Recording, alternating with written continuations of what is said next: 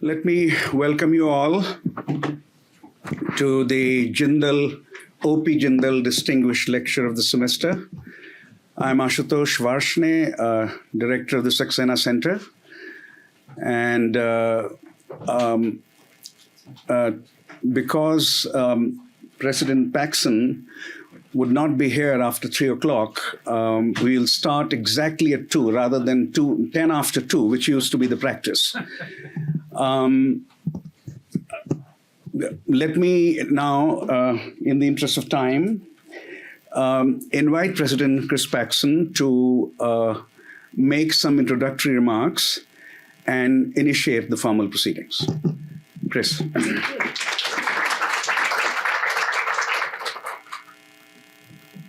Thank you, Ashu. It's great to be here. And thank you for coming out to what I think will be a really great lecture. So I'm Chris Paxson. I'm president of Brown. And I am pleased to be able to be here to welcome you to the OP Jindal Distinguished Lecture. This is an annual lecture. It's been around since 2012. And it's provided a really wonderful opportunity over the years to have discussions about modern India's political, social, cultural, and social change. This lecture is also a very meaningful remembrance of OP Jindal, the father of Sajjan Jindal, and his wife, Sangeeta, who generously endowed the lecture. So today we are really fortunate because we have Esther Duflo with us. She is an extraordinary economist and scholar, has made very distinctive strides over her career in the study and teaching of poverty alleviation, development economics, the relationship of global economics to climate change, which is the topic of today's lecture. On a personal note, it's very meaningful for me to have the opportunity to introduce Esther. I first met her when she was a graduate student at MIT. Do you remember that? Yeah. Pursuing her PhD in economics, she came and spent some time at Princeton.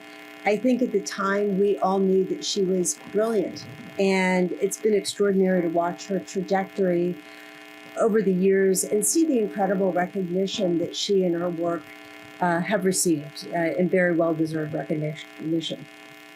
So right now, she is the Abdul Latif Jameel Professor of Poverty Alleviation and Development Economics at MIT. Thank you. And she's also the co-director of the Abdul Latif Jameel Poverty Action Lab, and she is also currently the president of the Paris School of Economics. Her work is very, very widely acclaimed. She's a member of the U.S. National Academy of Sciences. She's a corresponding member of the British Academy. Now, I could list many, many honors and awards, so we could do that for a long time. But the fact that she, along with 2 co-authors and colleagues, won the Nobel Prize in Economics in 2019, I think sums everything up. So we can leave it at that and not go through the whole list. And that was joint with Abhijit Banerjee and Michael Kramer. So her research spans a very wide range of areas, mainly in development, but touching on, labor issues, development issues, education, politics, and you can go on from there.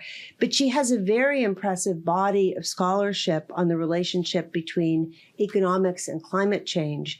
For example, researching the best approach to climate change policy in low-income countries. And, we're a university committed to doing great work in climate change, reducing emissions, increasing sustainability, both in terms of our practice here on the campus, but also in the scholarship that happens and the teaching that happens. So we're really fortunate to have today's lecture somebody who's really a leader in this field and is adding to the body of knowledge. So today she will speak to you about India's role in global climate change policy. And I think by the end of the lecture, if you haven't read Esther's work or seen her present, you will recognize just the brilliance of her scholarship. And thank you for coming, and I'll turn it to Esther. I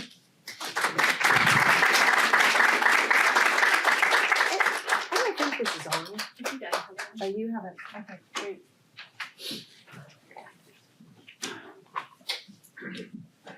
Thank you so much. Am I on? Yes, no? Okay. He's going to stop me if I'm not. Yes, you are on. Thank you, Ashu. Thank you, Chris, for having me here. It's a great honor, also great pleasure to see Chris after many years. I, of course, vividly remember this first foray outside of MIT as a graduate student. I think they thought I was a little bit nuts. She's not saying that, but and also vividly 1 year spent in Princeton as a third-year assistant professor, and one of little anecdote about Chris is that very early in the first of all, I arrived in Princeton on September 11th. So I saw the place was eerily empty. I was like, where is everybody? That was the beginning of, so it was a bit of a traumatic time for everyone. But I remember a moment where, for whatever reason, I didn't have a chair, and Chris, who was the head of the center, took me to Main Street to buy a chair. And I was like, wow, that's really like effective. And so when she became president of Brown, and I saw how wonderfully she's managing this place, I was not surprised, because someone who actually takes a junior faculty to buy them a chair clearly has this in them. This is for Chris, and now for climate change in India. So, as you might know, we are in the middle of well into somewhat of something of a catastrophe, which of course is operating in slow motion. This is a nice, very, if you remember one thing from this book, if you haven't seen this graph before, it's a good one to remember. It's the way the IPCC visualizes what's happening to our planet, and how we are basically already in the last 30 or 40 years or so in having experienced hot years in a way that no generation before have experienced. And no matter what we do, it's going to get hotter and hotter in the next several years. You can see a difference between the very high emission scenario and the very low emission scenario. But all of them, whatever happens, look absolutely incomparable to what other generations have experienced before. To get to the lowest scenario, that would require immediate action compared to what we have done before. So if we continue with business as usual, let's say implemented policy scenario, then it's obviously going to remain quite hot, with the one of a possible increase between 2.5 and 3.5 degrees. We would need to limit the greenhouse gas emission severely, starting yesterday, but today will do, to limit to 2 centigrade or 1.5. But of course, that is not happening. Instead, the emissions are continuing to rise. So there is a well-understood need for action and a well-established lack of action around the world. Why is that? Well, as economists, we understand sort of the nature of the problem. It's the environment, the planet, is a global public good. 1 ton of carbon is a ton of carbon, no matter where it's emitted. Although I will show you that the damages are not equally distributed, but a ton of carbon is a ton of carbon. So therefore, it's a perfect situation for a tragedy of the common situation, where individual interest conflicts with collective interest. This makes it very difficult to adopt the appropriate regulations, and to ensure, of course, that they are enforced. And that's what the world community has been grappling with, and that's what they are currently grappling with in Baku, since we are in the middle of COP20. Now, what has been India's position vis-a-vis this COP negotiation, and vis-a-vis India's role in this problem traditionally? And it's well represented by the statement they put out on November 15th of this year. It's a lot of slightly COP-like jargon, but what is relevant is that on the one hand, India, on behalf of other countries, and with other particularly poor countries, developing countries, would like richer countries to pay to help these countries both mitigate climate change in the future, operate a clean energy transition, and also to compensate for past damages and help them adapt to past damages. So in the figure that they are proposing, 1.3 trillion, that's one per year, 1.3 trillion per year, to replace the current commitment of 100 billion that was committed to in Copenhagen.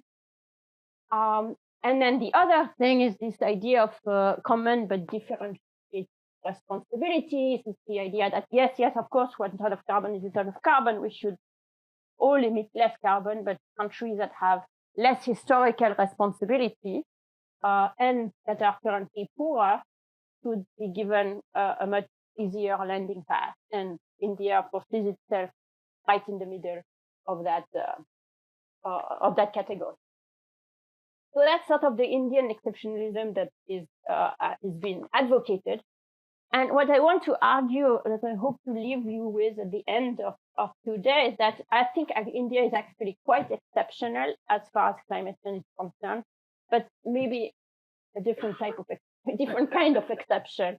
And maybe there is a new Indian exceptionalism that we could think about. And the first, basically, I'm going to argue that India is a pretty big part of the problem now and will be even bigger in the future. That's one. But India is also uniquely a huge part of the victim. And so basically, India is the only country in the world, or maybe where in the Venn diagram, that there is something they can do, and there is an immediate national interest in doing something.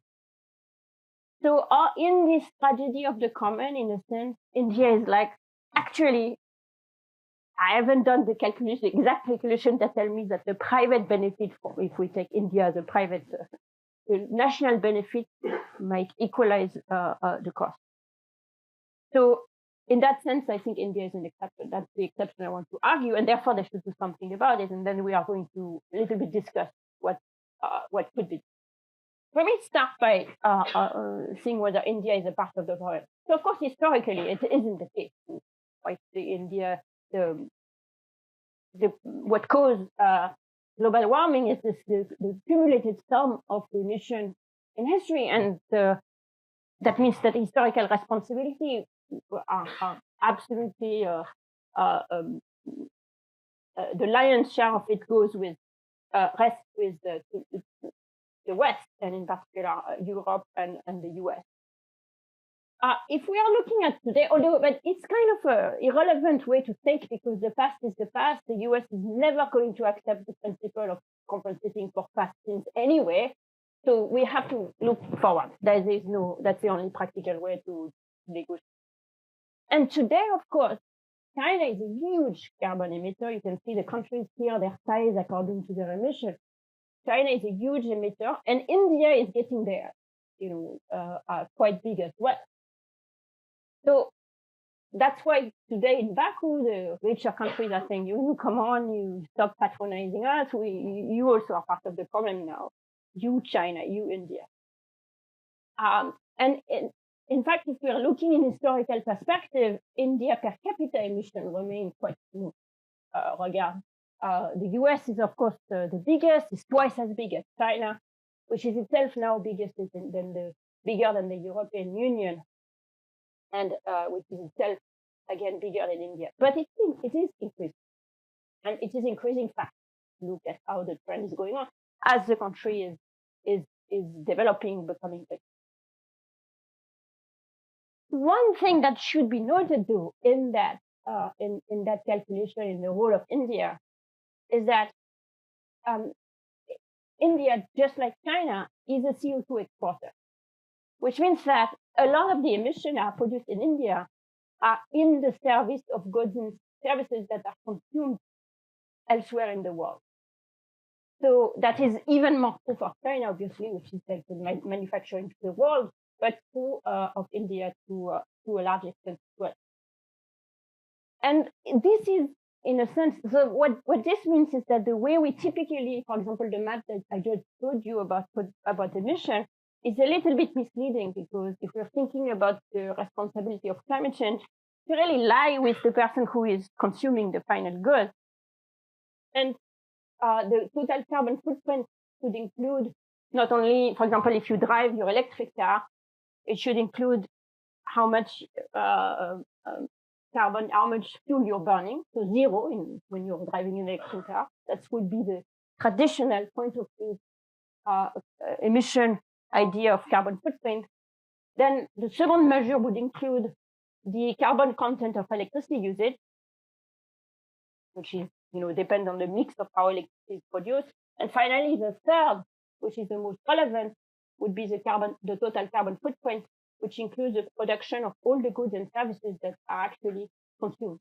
So it would include all of the carbon that has been emitted in China, if the car comes from China, which I guess is not going to be the case in the US, but it would be in Europe, to produce this car. When you do that, so that requires a lot of assumptions that I'm not going to get into, because of course we don't know the carbon footprint of every single individual. But combining consumption survey with data set that tell us the elasticity of electricity, of CO2 or greenhouse gas emission with respect to what people consume, and then combining that with input-output table, you can sort of get estimate of the distribution of carbon emission around the world. And what you get there is that it's, of course, very, very unequal. So it can be summarized nicely by the 50-10 rule, which is the 10% highest emitter contribute 50% of the emission. Conveniently, it also works in the opposite direction, that the 50% lowest emitters contribute to 10% of the emission. Note that it didn't have to work this way. It works this way by 10, or almost this way by 10. And it used to be that this inequality was mainly across countries. There is still, of course, a lot of inequality in carbon emission across countries, where you see India here appearing as greenish. But now, and that's what is very relevant for India today, this inequality in carbon emission has moved to be, in a large part, also within countries. So it's not really only about, the rich country versus the poor country. It's really rich people versus poor people. You might remember the wedding, the famous wedding that took place with a jet flying guests from here to there. People have, try to calculate the carbon footprint of that wedding. It's a lot. It's hard to do properly. But the more general point is that India has very, very, very rich people, and they are contributing. They are just emitting as much CO2, perhaps more, than very, very rich people elsewhere. So this is what you see here. By about in 1990, 63% of global carbon inequality was across country, and today it's the opposite. Which means that even a country like India has a lot of scope to reduce emission, even though it has a lot of very poor people who emit no carbon. It also has a lot of very rich people who could change their consumption pattern and reduce their emission. You see that at the more aggregate level, continental level in this graph, where you see that the richest people in the top third of emitters in South and Southeast Asia emit about 11.2 tons of CO2 equivalent ton per capita, which is more than both the lowest group and the middle group in Europe. So there is scope. There is a lot of scope to act. India emits a lot. It's not been true historically, but it's true today. And within India, there are a lot of poor people who emit nothing. So this is not, they can't contribute to this effort. But there are also a lot of rich people who have hope, like rich people in Europe or in America, to change their profile. It's very important to keep that in mind, because the world, maybe a decade ago, Europe and then progressively the US became aware of the importance of doing something against global warming and reducing carbon emission. And it's been successful. Who knows where the US is going to go moving forward to here. But if you're looking at the emissions in the US, they really are declining, not only per capita, but in total, they are really declining rapidly, and they are projected to continue to decline in years to come. And meanwhile, the emissions in India have been increasing and are projected to continue to increase, at least over a period of time. Interestingly, this projection levels it off because I think it's taking into account the fact that there is a lot of renewable potential in India. And so there are things that the country has been started to do, can continue to do. So the projection is actually encouraging. But it places India at the level of the US to say that there's no way for India to say it's not our problem. Whatever we do is nothing compared to what others can do. It's actually a major player in this problem. That's the first part of the argument. The second part of the argument is that India is a major part of the problem because it's a major economy, which is going to continue to grow. But it's also a major victim. Indian people are also a major victim, which is not the case of Americans or Europeans. Why is that? So here's a picture from a kids book that I've written, one of a series of kids book, including several on the climate. And there is one on the fact that there is one on heat and on lack of water. So I illustrated that. What is the problem and why well, the problem is that India is in a place where it's already hot. Not just India, of course, but where most poor people live are in places which are already hot. So this is temperature today, and you can see in particular the north of India. It's really, there are many, many hot days. So these days above 95 degrees Fahrenheit, which are not really suitable to human life, leads to a lot of damage to human life. And so as we move towards, in the next 20 years, there'll be more of those hot days. By 2050, there'll be even more of those hot days. In India, of course, in Africa, in the Sahel region in Africa, in the north of Brazil, which are all places in Pakistan, in Bangladesh, which are a lot of places where many poor people live, including India. So that's the first problem that India has, is that it has a lot of poor people living in places where it's going to get hotter. And in particular, where you're going to get, it's going to get hotter everywhere. But in France, it's going to move from an average of 20 to an average 22. Nothing, no big deal, really. In India, it's going to increase the number of very hot days, making heat waves like we had last spring, which are, and those hot days are much more likely to kill people. The second problem is that poorer countries have less capability than richer countries to adapt to those very hot days. So this is comparing, for example, this is a picture of Pakistan and Saudi Arabia from the Global Impact Lab in Chicago, led by Michael Greenstone. And the places are expected to have about the same climate by mid-century. But in Saudi Arabia, there is air conditioning everywhere, and so you don't expect much of an increase in mortality. Whereas in Faizabad in Pakistan, you expect from looking at basically extrapolating from what has happened in the past when it was very hot, they expect an increase. They can predict that there would be an increase in mortality much higher in Pakistan. How do we know that? Well, what they do is that they're looking at, of course, climate change hasn't happened yet, or it's happening, but in normal years, there are a lot of variability in weather from year to year. So you can compare places where it's been particularly hot in a given year to a similar place where it's not that hot and see whether you have more deaths. This is not a perfect measure because a lot of things happen if the changes are more permanent, etc. But it gives you probably what is a lower bound of the expected increased mortality from increase in temperature.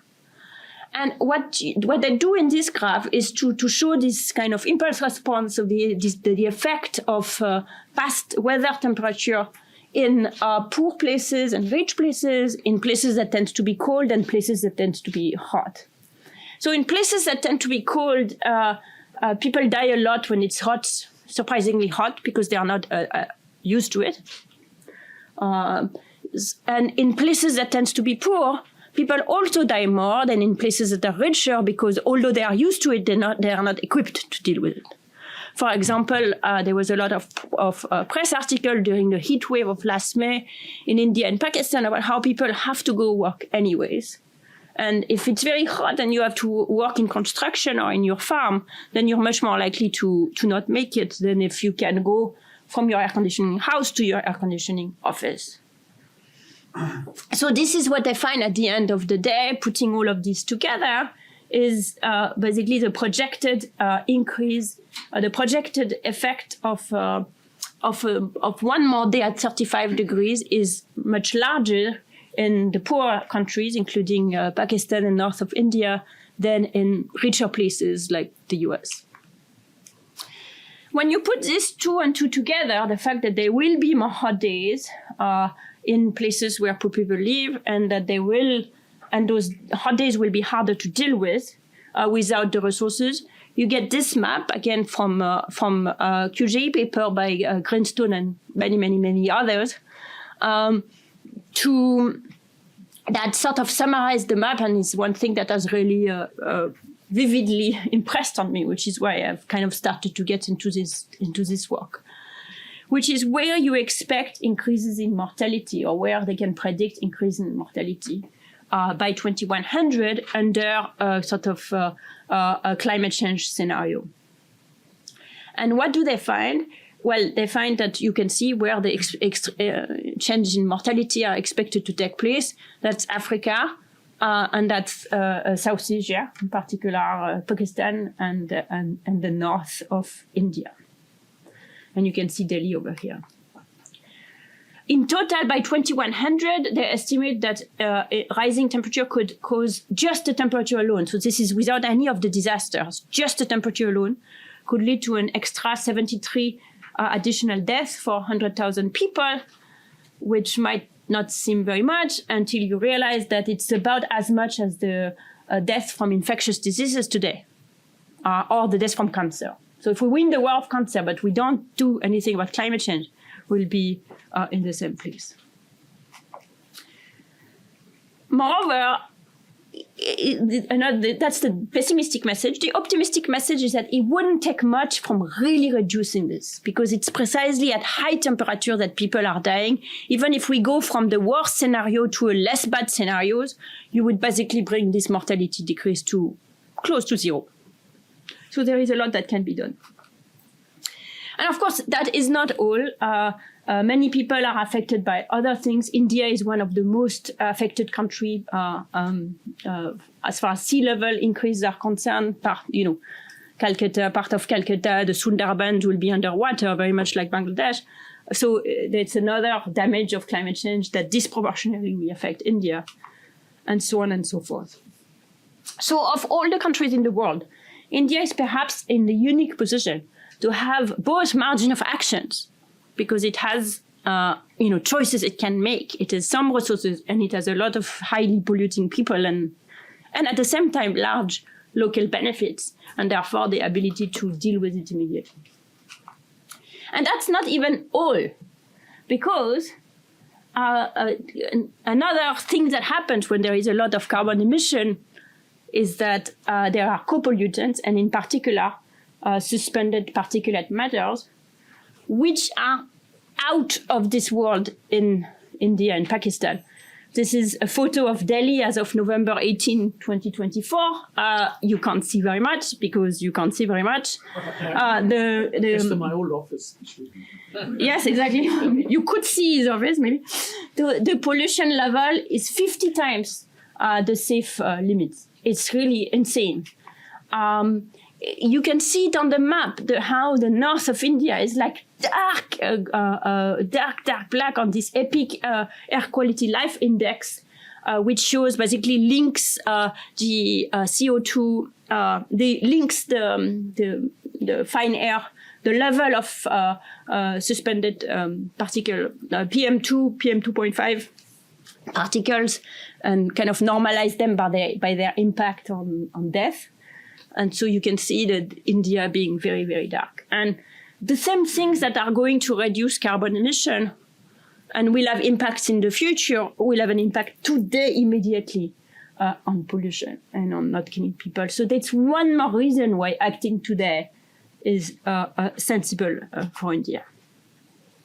If they could control pollution, same thing from EPIC, you see this like huge gain in life expectancy. So India is the second most polluted country after Bangladesh, as the second country that stands to win the most from controlling pollution. And of course, the second in terms of population size as well. So that's just, if you aren't convinced by the effect of temperature, there is the effect of pollution that reduced that. So that's fine. So this is all saying, well, it would be nice if something could be done, but is it the case that something can be done? And sometimes you're a bit, you hear pessimism about, well, too many things are happening, policy is difficult, we have not ever been able to do something against pollution. So, but this graph should convince you that if there is really a concerted effort, it can happen. So this is on the right, the increase in PM2.5 concentration in India from 1998 to 2020. And on the left, the same thing in mainland China. And you can see that at some point, so they're all going until China announced the war against pollution, and then it starts really declining in China. So at some point they decided that enough is enough, and then they made it happen. So there is no magic. There is it's something that there is a number of steps that can be taken, and we know what those steps are. So why has it been so hard? So I'll give you a couple of examples for why. Number one, it's hard to edict the right rules. And number two, it's even if you have the rules, it's hard to implement them. And I'll show some examples of India about these two difficulties. So the first one is about how it's hard to convince, to change the rules. So part of the problem with pollution, and it's a huge part of the problem with the PM2.5, it's also a part of the problem in CO2, although the part of this for CO2 emission is not that big. But it's a good illustration anyway. Part of the pollution problem in Delhi comes from many different sources. But one of them is the fact that farmers in Haryana, in Punjab, are burning rice residue. And it's crazy because it should be possible to buy them, to convince them to either not grow rice or grow rice differently such that they don't have to burn, given the huge cost in terms of loss of life in Delhi. And it's been difficult. One of the reasons why it's been difficult is that when you offer the farmers to pay them to not burning, they don't necessarily trust you that you're in fact going to pay them to not burn, that the payment is actually going to come. And in fact, they're right to not fully trust the government or anyone who is coming and offering to pay them because, well, sometimes they get paid and sometimes they don't get paid. So there is a paper by Rohini Pandey, Sima Jayachandran, Namrata Kala, and Kelsey Jack, where what they are doing is that they are paying people in advance. And they're saying, hey, we are going to give you some money, please don't burn. So they basically change the trust relationship. They have no way to enforce that this is actually going to be implemented. But so in principle, the farmer could take the money and turn around and not do it. But what they find is that compared to the standard payment for ecosystem services system, which is after, you have a doubling of complying with not burning. So even though you have basically there is no incentive exposed to not do it. People are still farmers are still more likely to not burn if they are paid later, which shows, but of course it's not the whole problem is not solved because there's still 80% of farmers who decide to burn. But it shows the importance of the fact that this trust is really a lack of trust is really a problem. So it's not just lack of trust. So they are more trustful that they will be paid.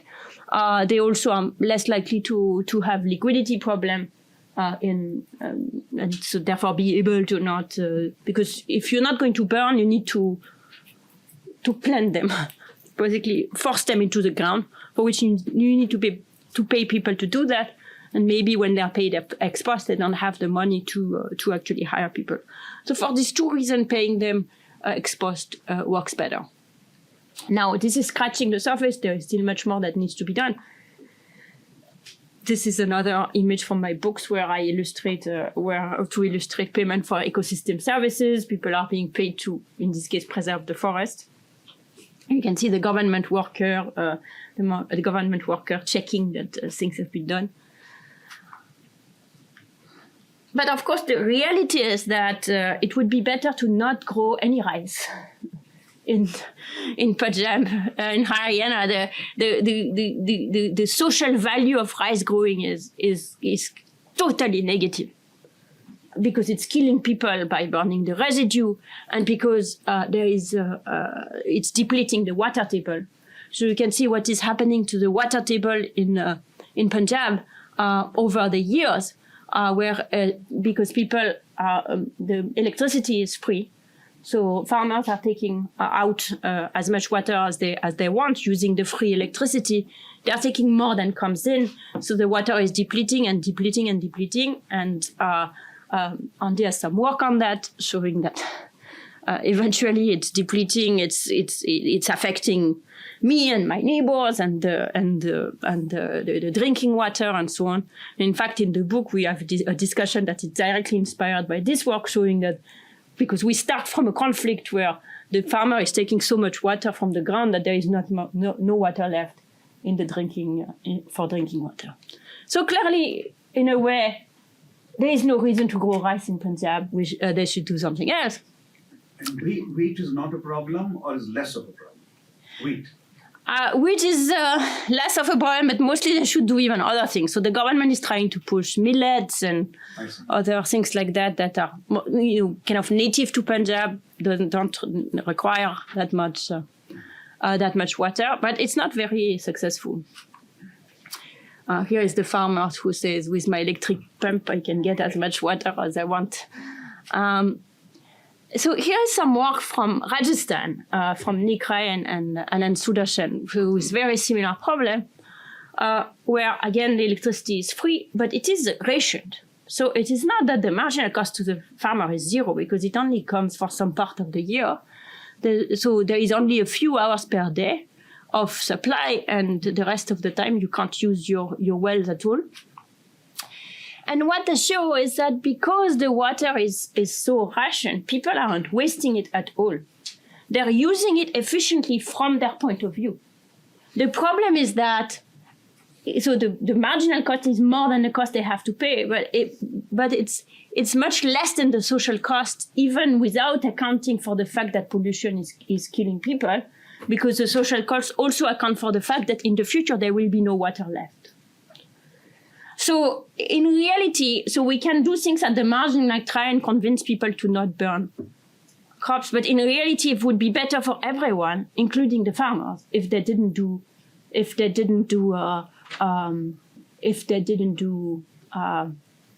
at all, if they did something else.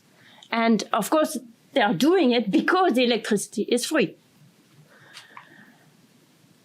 This is not such an ancient, age-old problem that it has been like that from time immemorial, and how can you dare going against the tradition? It's in 1996 in Rajasthan that the decision to provide free electricity came and created this right for the farmer. So it's not that ancient.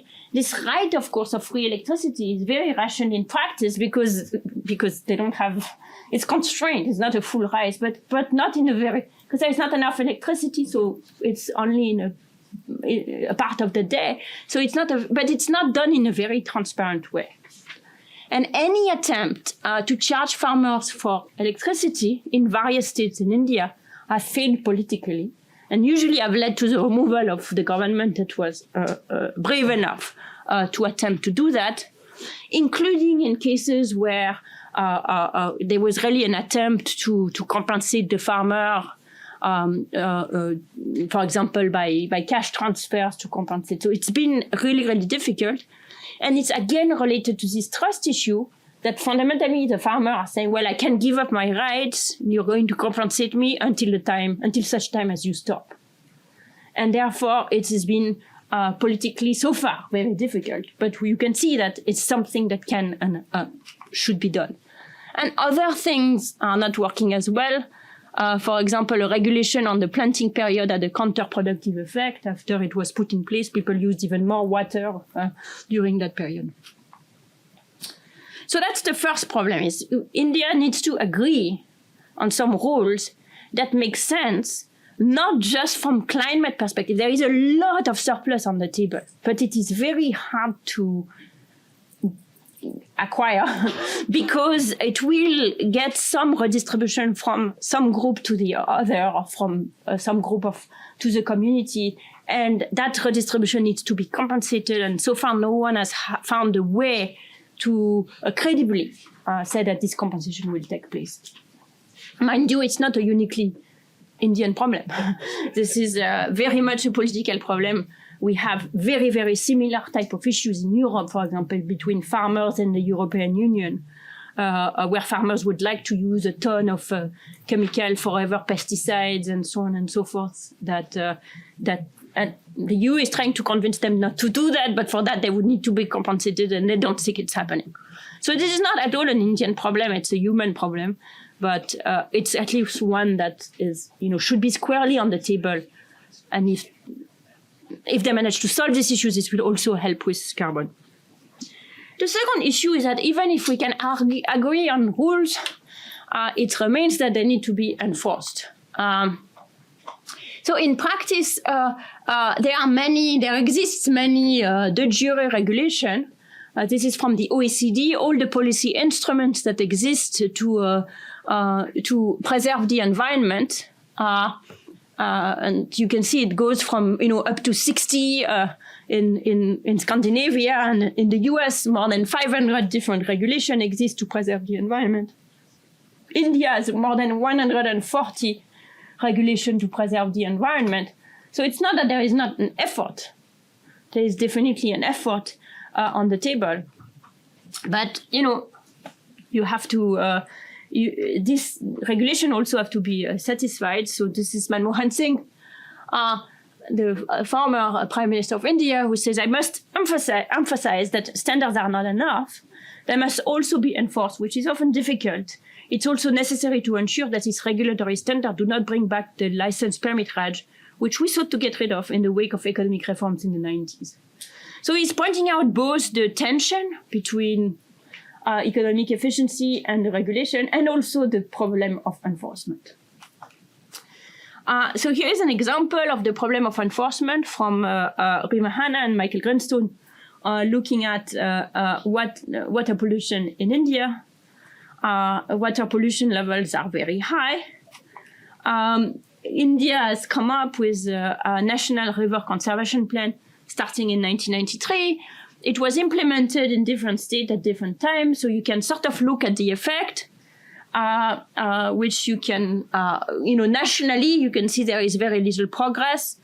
And then you can also look at places that adopt, since it was adopted at different time in different states and different time, you can compare.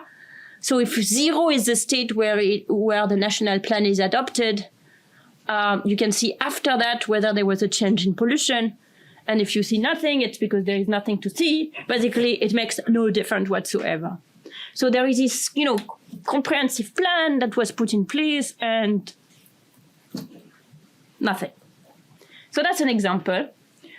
why is that an issue? Well, part of the problem is that the resources of the state. So I've been working with Ronnie Panna and Michael Greenstone on inspection, and this is from Gujarat, one of the fastest growing states in India, and one of the most polluted, with some of the most polluted places on earth are in Gujarat, industrial places in Gujarat. And we've worked actually for many, many years with the Gujarat Pollution Control Board to help them in their work. And this is just descriptive statistics on how often the farms are actually inspected, and all of them should be inspected relatively regularly, and they are not inspected as often as they should be, is what this graph tells us. They're about half of the prescribed rate. So one thing we did with them is to try and give them extra resources. So basically, we give them enough money, enough people, manpower, enough resources to hire people, so that they were able to hire inspectors to inspect farms at the prescribed rate. So they did that, and they started inspecting a group of farms randomly selected at the prescribed rate. So that worked. They inspected much more. You can see the difference between treatment and control during the treatment period. Really, a big increase in inspection. But this inspection was mainly due. This increase in inspection was mainly due to the least polluting farms. And what we realized in this experiment is that the most polluted farm, the one that are 5 times above the limit, 10 times above the limit, they were already inspecting them. And therefore, actually this, giving them the resources to inspect more, produced no change in pollution. Because to the best of their ability, they were already pursuing the bigger fish. Which first tells you that actually this office is pretty serious. They are taking their job seriously. They are doing what they can with limited means. But secondly, that their information, even with inspection, is very, very sparse. And inspecting once in a while, even at regulatory rate, is not enough. So the new thing that you can do for regulatory rate is to provide farms with continuing emission monitoring. And that's, I'll get to that in a minute. Before that, the proposal, interestingly, the Supreme Court in Gujarat realized that the farms were not inspected as they should be. And they told the state, you have to do something about it. You have to have more resources. So the idea of the state was to say, well, let's have a third-party auditors to supplement the capacity of the state. And the farms will have to pay for them. So each farm that are very polluting, for example, chemical farms or dyes or that type of things, need to have an inspecting the farms 3 times in a year and do a report. And you can see here the auditors. And the farm pays for it. So in some sense, it's great because the auditor help increasing the regulator's capacity. It's the companies that are paying, so it's not extra resources. But unfortunately, since they are paying, they also hire the consultant. And so the consultant has all the interest to give them a favorable report, and that creates a conflict of interest, a really big one. So a whole market of auditors sprung up to provide these audits for very little money, because if you're going to make up the data, you don't really need to go, and so therefore you can get your you can get your auditor for free. So we worked with GPCB, and what we did is that we sent students from the local technical colleges to the farm right after the audit was completed. And you can see here the audit, it's for one particular SPM, with suspended particulate matters. And you can see that the farms are almost all bunching near the pollution threshold, which either suggests that they are very efficient or that the data is made up. And in fact, when in our back checked, we can see that they are all over the place, including farms that are actually polluting less, because basically the auditors never went to the firm and just invented a number that was compliant but not too much to look good. So that's another sign of saying, well, this is kind of hard. This is an industry that is hard. This is something that is hard to improve. But it can be improved. Let me suggest a couple of things. The first one is this one. How can you resolve the conflict of interest? So here we were actually inspired by an op-ed by the former SEC chairman, US SEC chairman, who was pointing out exactly the same conflict of interest with financial audits of firms. And who suggested that what would be better would be to randomly assign the auditors to the firm and to have them rotate regularly, such that there is no conflict of interest between the firm that is hiring the auditors and the auditors for the firms. So that never happened in the US, to my knowledge, but we took this idea to the Gujarat Pollution Control Board, and they were like, okay, let's give it a try. So we randomly selected a bunch of firms, and we told them, actually, now what you're going to do is you're not choosing your auditor, you're hiring your auditor from a central pool, and we are going to back check the auditor, and they're going to be fired if they're not accurate. And you're paying the central pool pays the auditor. So the polluter pay principle stays, but it's not but there's no direct link between the two. So we tried that out for a sample of treatment firms, and you can see what we find now. The auditors are still a little bit inaccurate. There is still an excess math of 39%, near the threshold compared to 14%, but much, much less so. So likely reducing the cheating by the auditors a lot, which led to actually lower pollution.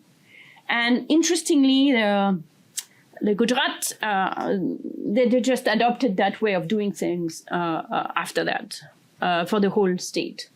So that hopefully improved a little bit the behavior of their third-party auditors. Another thing that you can do is to really try to improve measurements. And this is something that is becoming much better over time. So of course, for CO2 emission, it's very easy to measure CO2 emission because it depends on the inputs, essentially. But for pollution, it needs to be measured. And China, as part of their war of pollution, has basically outfitted all of the companies with continuing emission schemes. And just doing that is already effective. But Michael Greenstone, Rohini Pandey, and Nigra went further by using this continuing education monitoring measures to pilot an emission trading scheme. And so what they do is that, so all of the firms are equipped in the entire market, are equipped with this. And then they created a market. Basically, there is a quota. And if you exceed the limit, you can buy from other firms. And if the other firms are below the limit, they will sell to you. And the government set up the quota. And what they did is that they progressively lowered it down like a frog in a pod, in a thing of water, progressively lower the quota and lower the quota. And the result was that you can see here treatment and control farm pollution in the one that are in the market and the one that are not in the market. And you can see that the treatment are continuously below.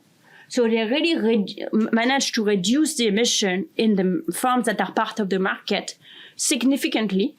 And interestingly, at very low cost for companies. Why? Because a lot of companies have actually equipment like scrubbers and stuff like that they never used to run because why bother? You never inspected. And when you're inspected, you can say, oh, I'm going to turn it up now or something like that. But now there is if you have a scrubber, it really costs a tiny bit of electricity to turn it on. And then now you can sell this to someone else. So they started doing it. So the companies that had ways to mitigate at a low cost started doing it. So this reduction in emission is obtained at basically no cost, almost no cost to companies. And that means no cost to growth. So that means going back to the Manmohan Singh quote that you can maintain growth because there's so much inefficiency floating by that if there is scope to succeed. Interestingly, and that's another thing that brings me back all the way back to COP. Based on this success, with Gujarat initially taking the lead, although they come down, the Indian government is working towards a nationwide cap-and-trade market for CO2, which is, again, easier to measure. So in principle, it's easier to do. So currently, it's covering 1,000 high-pollution entities in 13 sectors across the country. Each entity receives a 3-year target and can buy or sell. And they are trying to put that. It's not yet together, but they're working on it and kind of making slow progress towards that. And in Baku, at the very beginning of the conference, the Indian government arrived with saying, well, we have this market, and we think we should be able to sell those rights internationally as well. Which to say that I should stop. Which is of course difficult, but is actually quite promising. In the sense that a functioning market for emission would actually be a game changer, not just India, but in the world. So to conclude, India actually probably is uniquely placed to have the incentives and the capability to do something about this problem. It's not going to be easy. It has not been easy. It's not going to be easy, but there are options. And the carbon trading, of course, is a very promising way to show leadership, both internally and internationally as well. Thank you so much.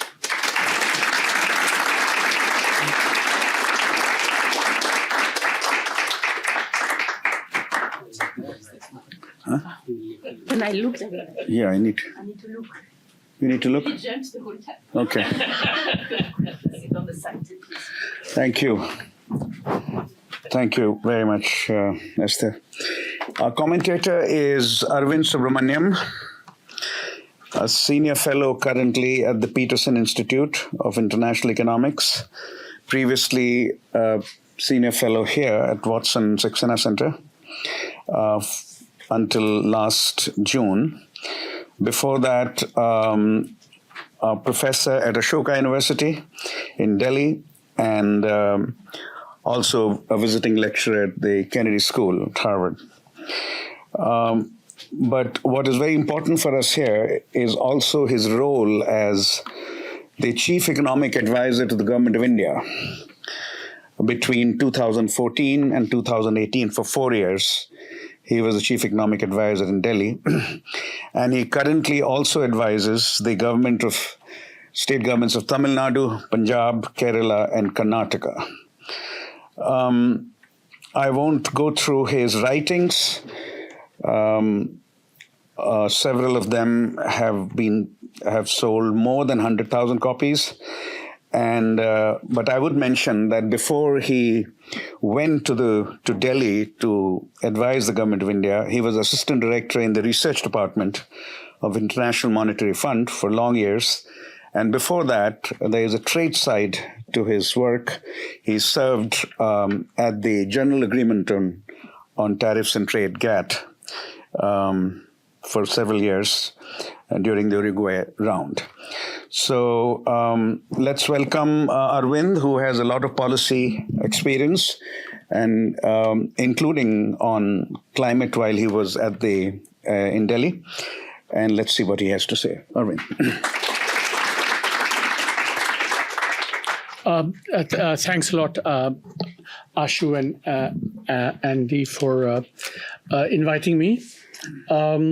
So normally paper presenters talk about who else has contributed to this, and me, even as a lowly discussant, I want to acknowledge many of my younger colleagues who have helped me with this. Navneeraj, Abhishek, Praveen, Shomithro. So I just want to acknowledge their considerable contributions. It's a great pleasure to be here. It's not at all an untimely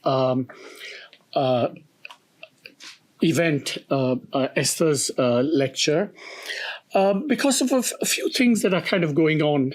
First of all, many of you know that the great Kim Stanley Robinson dystopian novel about the world, the end of the world, or the possible end of the world, is actually set in India in a heat wave in Uttar Pradesh, and that's what begins the whole thing.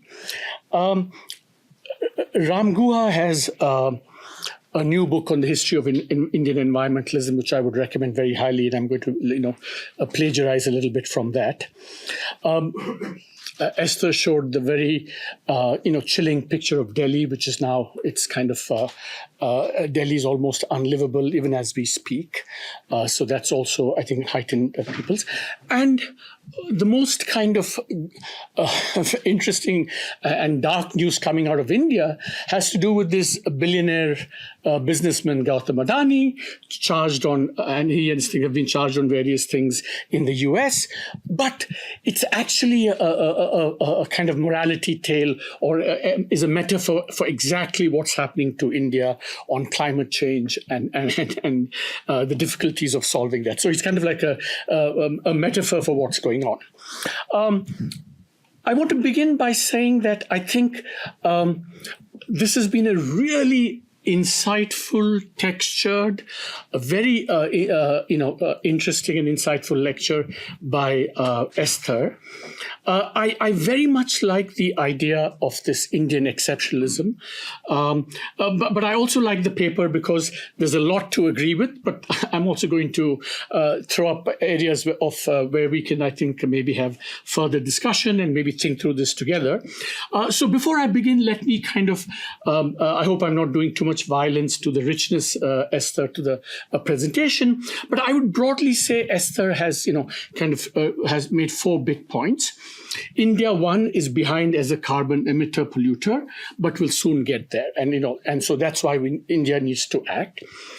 India, like other, will suffer disproportionately, but India, unlike many other countries, has margins of actions and will derive many local benefits from them.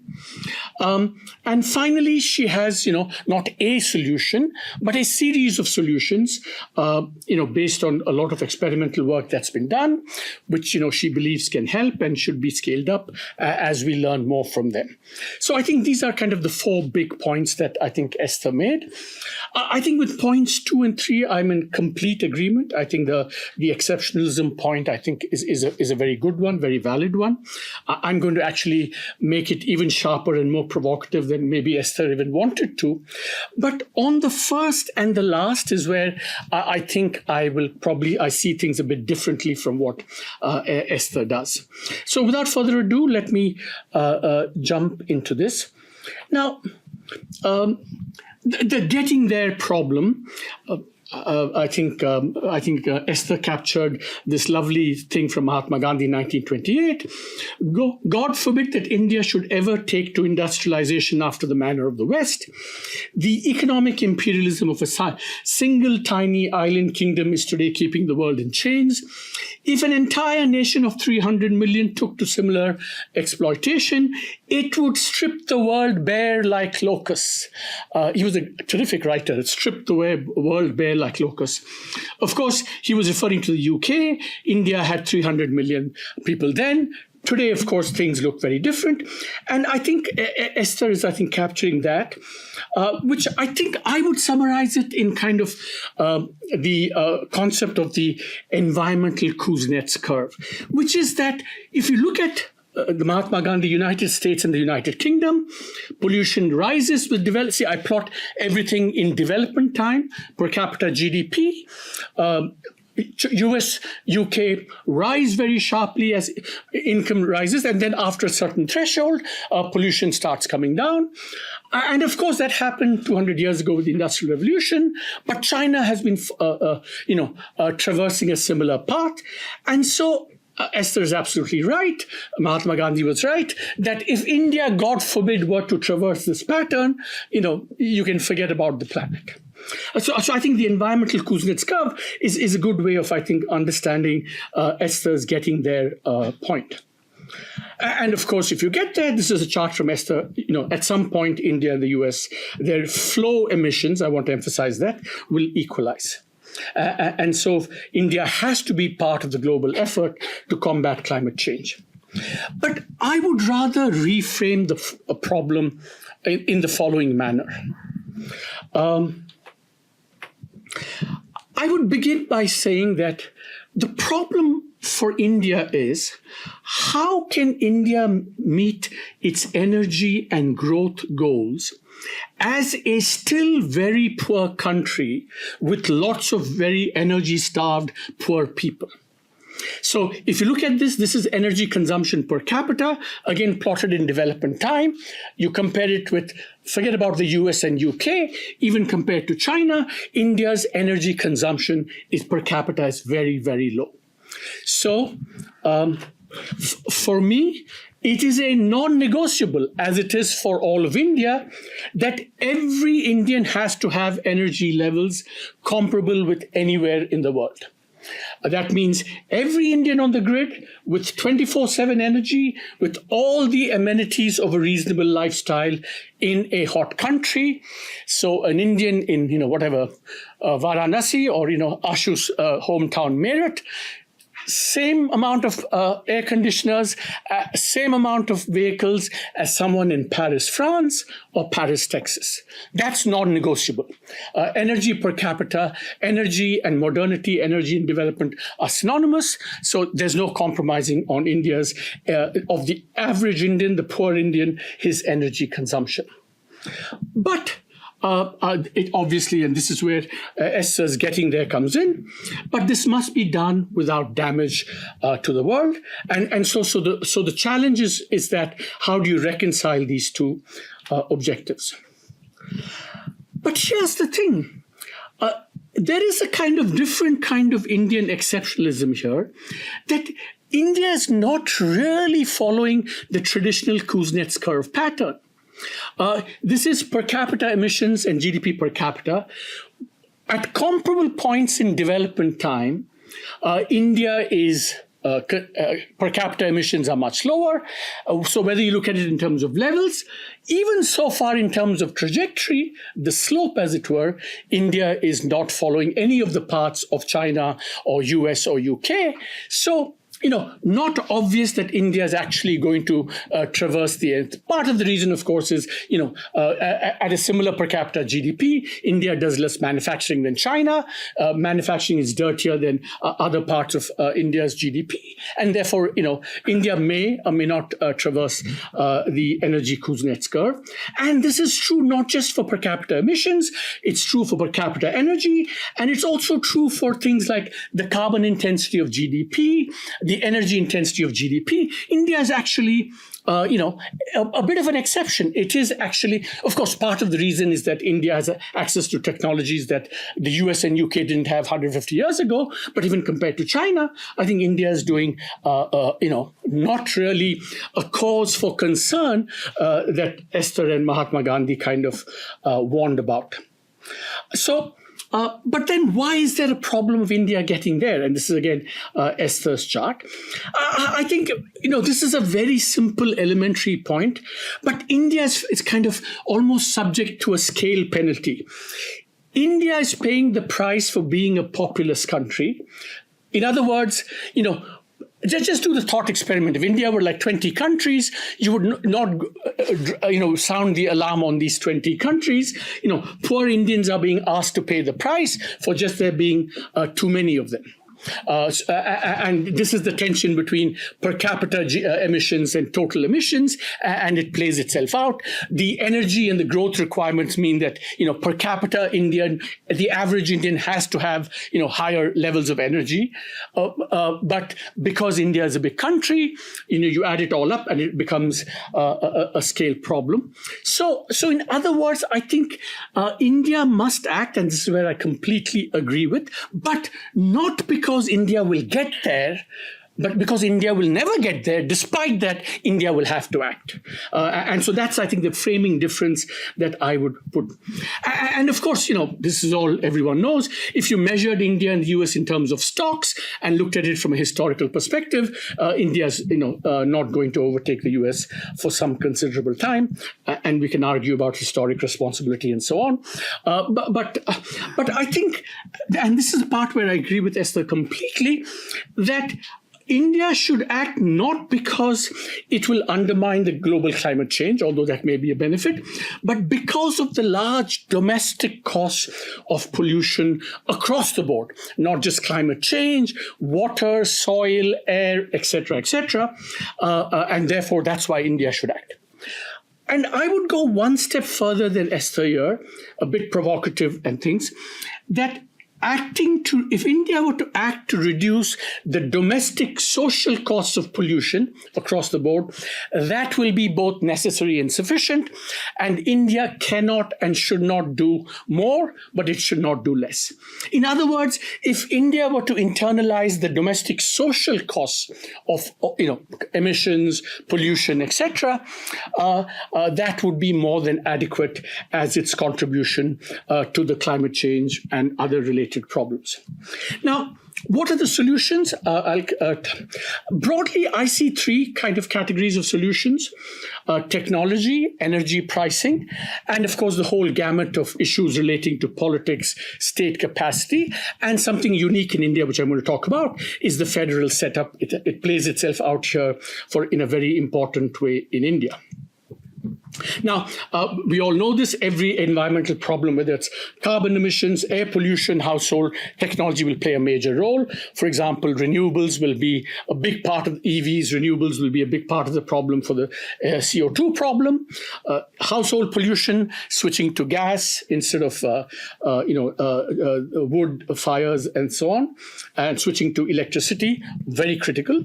And here, of course, the international community will have a key role to play, and we can talk about that later on. Basically, what you should take away from this chart is that the technology on the renewable side is already there for India. But as you will see, despite India's net zero pledges, India is lagging behind in terms of adding renewable capacity. You see India is at the bottom. It adds 13 gigawatts of renewable capacity every year. China is 20 times that, and even allowing for some differences in the nature of consumption and production. India's capacity addition, and I'm going to argue that part of the reason is because of the other problems that India has on other scores. Now, energy pricing is a big part of what every country can contribute, at least to the CO2 problem. And I think people forget, and it's something I just want to hammer home, that on petroleum, India is actually a very responsible citizen in terms of carbon pricing. There are no subsidies. Prices are, almost all commodities are related to cost or international prices. And over and above that, India taxes petroleum in a manner that's comparable, not as much as the United Kingdom, but certainly much higher than China or the United States. So India is making its contribution to the global problem in terms of petroleum pricing. The problem in India is actually electricity or power. And here, essentially, the difference between cost and price charged to the consumer is enormous. So India, in a sense, is subsidizing carbon when it comes to, so it's taxing carbon when it comes to petroleum, but it's subsidizing heavily carbon when it comes to electricity pricing. And I think this is the margin, I think, and Esther touched upon this in many of her solutions. And I just want to probe this a little bit further. I actually think it's a very difficult problem because, in a sense, of free power and subsidized power for agriculture which most states give, is like the third rail of Indian politics. I advise the government of Punjab now, in fact, on these issues, and the notion that somehow you could eliminate the agricultural subsidy, it's just beyond the pale. But increasingly, what India has also been doing is that it has been providing free and subsidized power for agriculture and households for very long. And it's kind of related to something that Esther said. For a long time, it didn't matter because all this was rationed. But now, basically, there's no rationing of power in India. All households get 24/7 access to power. Even in agriculture, we're progressively moving towards everyone getting power for almost all the time.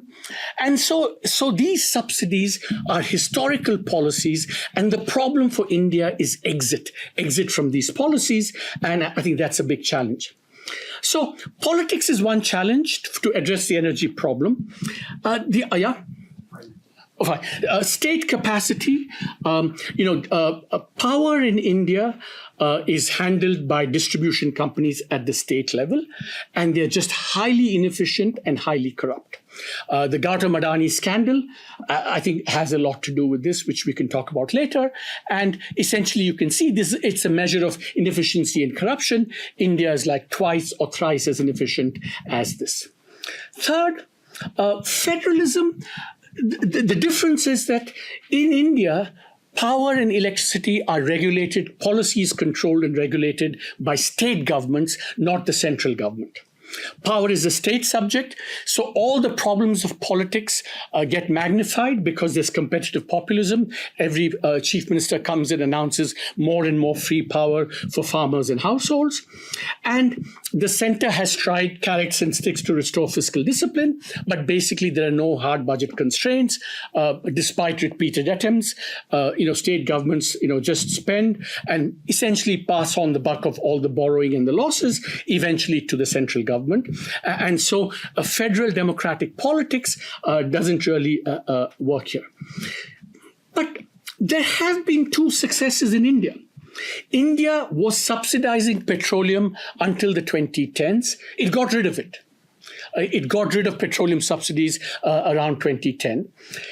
The Delhi pollution problem that we all now read about in the newspapers used to be as bad 20 years ago, but it was resolved by elite action, moving the courts, and essentially transportation and factories had to be made cleaner. Factories were taken out of Delhi. Natural gas was brought in, and so this was made easier.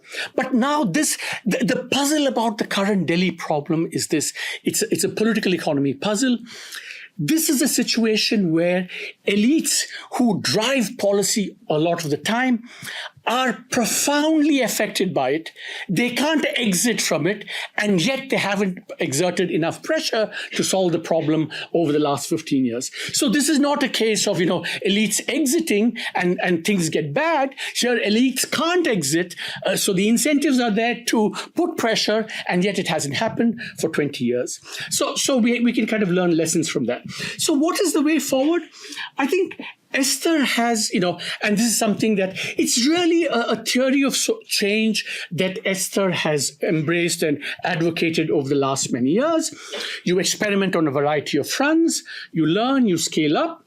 And, and in some ways, the appeal of what Esther is saying is that, the more difficult the politics, the more you have to say, let's try lots of other things and see what works and move on. My kind of, I'm skeptical but willing to change my view, is that I think I'm still open as to whether these can have meaningful macro impacts, because, you need to have, big impacts on energy pricing, on efficiency, and so on.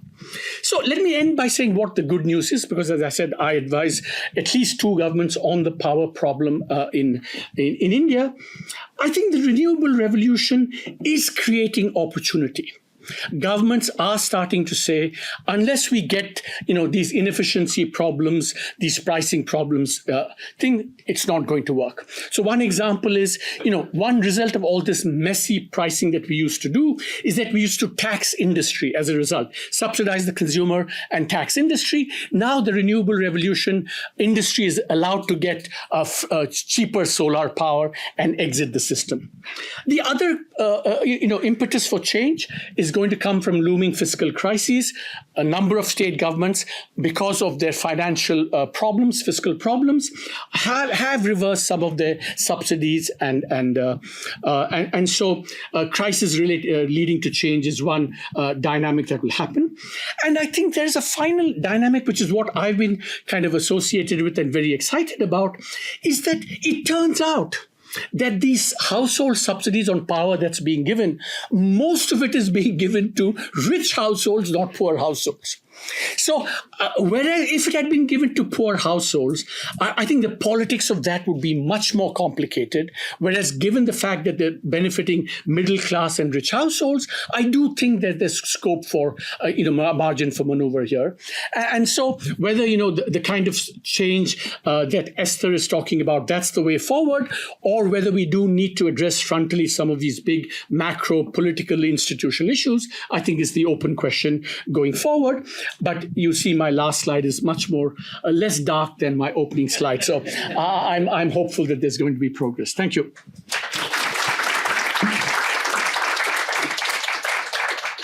Arvind, here. We are here. Esther in the middle. Arvind here. I need to remove this. Yeah. And we have roughly a little over 40 minutes. Wonderful. Just an anecdote first on Delhi's pollution. Incidentally, Meerut is not my hometown. Sorry. But that's Allahabad. That's Allahabad, yes. But Delhi became a hometown. And so I stay at a place in Delhi called India International Center. That's my home in Delhi. And next to it is Lodi Gardens, where we used to run. 1999 January, because I spent 3 weeks of January in Delhi, in India, and roughly 10 days in Delhi.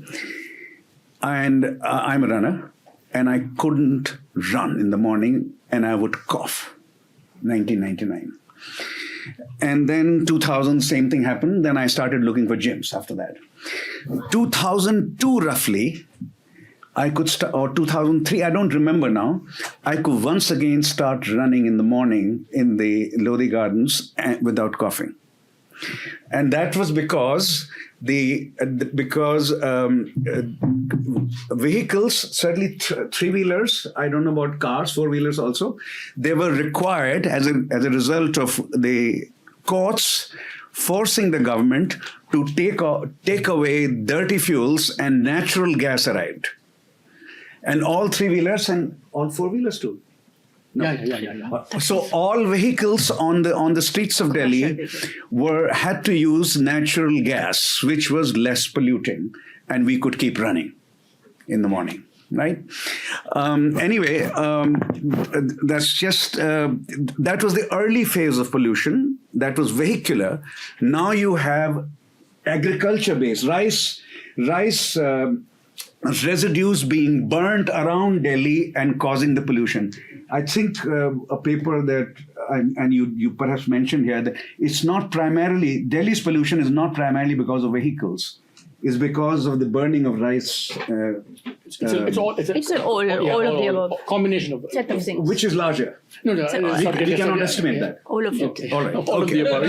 Okay. I think there's a Rohini Pandey paper that I'm referring to, which says vehicle-based pollution is 16 to 17% only, and burning of crop residues is bigger. But that's a paper I recall, and I don't know whether she's withdrawn it. But anyway, so the way we start now is we'll have Esther respond to Arvind if she wants to before we open up. Yes, I don't have much to say. First, thank you very much for the putting in context, criticism, and additions. I really don't have much to respond. I'll just say I absolutely agree that it's not the Indian poor that should bear the cost of kind of inflecting the trajectory or avoiding the inflection in trajectory. Maybe is actually an accurate way to put it. And I completely agree with that. The access to energy is essential, particularly because it's also the only way that they can protect themselves against this effect of the heat. And air conditioning is not a comfort. It's kind of life-saving feature that people don't have. So in that sense, it's not, and there it's very important to go back to the fact that there is a lot of inequality within the country, as there is a lot of inequality across, rich and poor people within countries. It's true not just in India, but in the world as a whole. So even if all the poor Indian were given access to electricity under some, that in and of itself is not going to make much of a dent in the India energy profile as long as other people don't start to consume like crazy. So in that sense, and in general, that's I think that is something that is surprisingly missing in when you read some of the discourse of the rich country in Baku, for example, which sort of have sometimes gives a flavor of saying, poor people should make an effort and they shouldn't become too rich because that's going to have a lot of impact on CO2 emission. Well, first of all, it's some kind of odd things to say, but second of all, it's actually probably to a large extent not true, because even if poor people became a little bit less poor, they consume so little that per se that would not have a very large impact on CO2 consumption compared to what's happening in industry or with very, very rich consumers and so on and so forth. So, and on this thing that India is on a lower trajectory, that's absolutely true. And in fact, I was quite surprised by the Rhodium projection that places India at the level of the US, not per capita, but total. I thought, wow, it's kind of, they are pretty optimistic on what's going to happen in India. And it's a bit of a black box how they form their prediction. But clearly, this in itself is reflecting the fact that India is on a different trajectory than China or the US has been, because otherwise it's so much bigger that it would, as a number of people, that it would be much bigger. That said, I don't think the concept is, we should not pay too much attention to India because if it was 20 countries, we would not be able to discern them. The argument I was trying to make is that it's actually a strength that is one country and therefore weighs so much domestically, and there is in principle able to do more to internalize the costs and benefits of which I think you reflected much better than I had by saying if only India paid attention to the domestic social cost of carbon, there would already be a lot that they could do, precisely because the social cost of carbon is such a big country with so many poor people that are directly affected by the climate that the social cost of carbon, the domestic social cost of carbon is very high. And actually, I think that's an opportunity for the world very much in the way that you said it. So let me just emphasize that I agree with that. On the policies, etc., it's a bit hard to say that it wouldn't matter because if you take, for example, the example of pollution in Delhi, it's the farmers, it's the cars, it's the industries, it's the burning of trash, it's thermal inversion, all of this combined. So maybe thermal inversion, someone figures a technology to get rid of it. You never know. Elon Musk will sort it out. All the other things, presumably will need to be addressed one by one.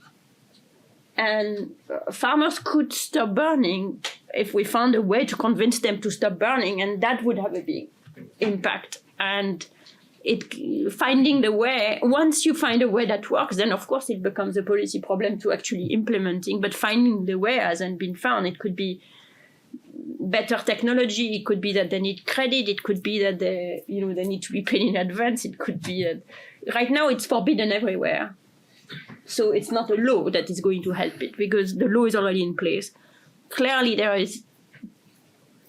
we need to understand a bit better about the behavior that leads to that. So, and then once we understand about the behavior, then that can be scaled up in the form of a policy. And then once that is done, if we manage to do it, then there'll remain the other problems, the problems of the car and so on and so forth. And then I chose on purpose the examples of things that had been scaled up. So the pollution, the audit, farm pollution audit, that was scaled up in Gujarat as a policy. So that leads to policy change. It's pretty massive for pollution. It's not just for CO2, but for other forms of pollution. Because there are many companies in Gujarat, some of them extraordinarily polluting. So it's hard to say that it's a small thing. I mean, it's not a smaller thing than electricity reform, like the how to control the audit of farms. It's another policy. And as I said, there are 144 environmental regulations in India. Those need to be enforced, and there are various methods that are going to lead to the enforcement. Presumably, it's going to be a little bit of one by one. And then to conclude with markets, I think carbon markets are this is by a macro policy, potentially a worldwide policy. The plumbing of how those markets are going to work is not figured out. I think what has been very powerful in the Indian experience and in the experience in Gujarat is that they set up a market that actually does work. And it's not so much the evaluation of the market than the fact that you set up a market and figuring out everything that you need, and it took them like years to get it right. But then that gives them the know-how to kind of present it to the rest of the world. And I think that type of experience, in order to provide useful knowledge, would need to be replicated in a lot of places on different markets, but only on the basis of that type of that type of technical knowledge someone needs to have. And it's not sufficient, but it's necessary. Can I ask a question about the burning of crop residues? Is the potential solution, according to you or Arvind, or both, giving farmers incentives not to burn crop residue, especially rice, or is the solution potentially making them switch from water-intensive crops to cash crops, cereal crops to cash crops, which might be less water-intensive, and whose residues may not require burning? I think definitely that would be the first best. It's kind of ridiculous. The first best, you it's mean the latter. Crop switching? Switching, yeah. It's crop the latter. Switching. It's crazy to do rice in Punjab. Yeah. It takes so much water. It takes the water away from people who need to drink it, and then it burns rice that's choking people in Delhi. So ultimately, clearly, and it sort of stares you in the face. So in that sense, paying people not to burn rice is. But the problem is that is what Arvind was talking about how do you get from A to B, because this relates on people have a right to use electricity, and the rice is bought at a predefined. The government has really been trying, but they can't convince the farmer that they're going to pay enough of a price on the alternative crops. Whereas farmers know exactly what they can expect with rice. And that is why it's been very difficult to switch. At least that's my understanding. If one could, that would be great. So moving from rice equilibrium to an alternative crops equilibrium, how do you think about that? Is it as hard? Yeah. So the first thing to say about why it's unambiguously the latter, and I don't know whether Esther will agree with this, there is a slightly perverse incentive with paying people not to burn, because that it then ex ante makes growing rice actually no less profitable or even more profitable, because you grow the rice, get the benefit, and you get the money for not burning it. So there's a kind of little bit of a, yeah. So I would very much emphasize, as Esther and you have said, that to go for the, now look, if you were really honest about this problem, that this was always difficult, addressing Punjab, switching from rice to other things. It's just got much harder after the farmer riots recently. So the notion that that you can, take away some benefit from the Punjab farmer without, even if you compensate them, even if you build the trust, will just be interpreted now in all these political, religious, terms. And this government has been responsible for making the farmer thing into a broader nationalistic kind of thing.